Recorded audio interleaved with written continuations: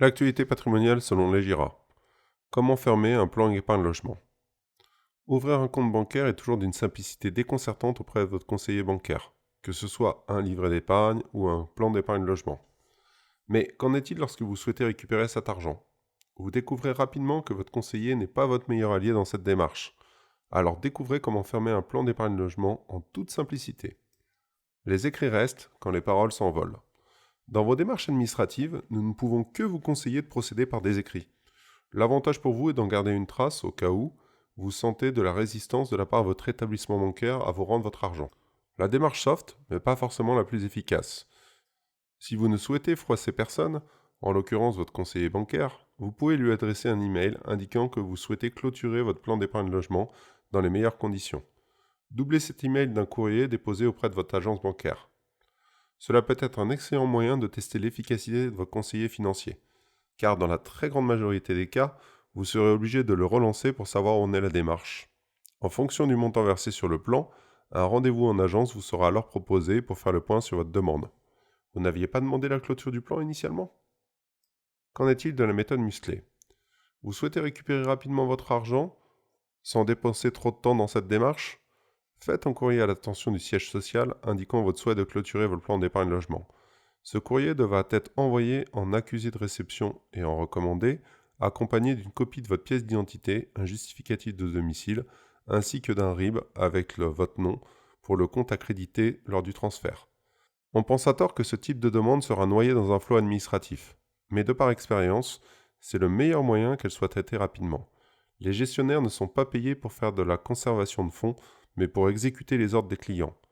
Quelques banques feront le nécessaire pour que vous soyez tout de même recontacté par un conseiller, mais ce sera dans la minorité des cas.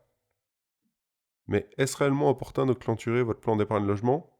En fonction de votre situation, est-ce une bonne idée de clôturer votre plan? La question du droit au prêt.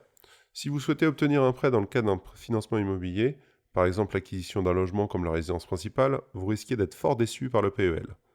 Les taux d'emprunt actuels sont inférieurs aux taux préférentiels accordés par le plan, et les droits acquis calculés sur le montant de base des intérêts perçus risquent d'être faibles, limitant fortement le montant disponible pour le prêt d'épargne logement. Seule l'obtention de la prime d'État dans le cadre de l'emprunt peut se révéler alors avantageuse.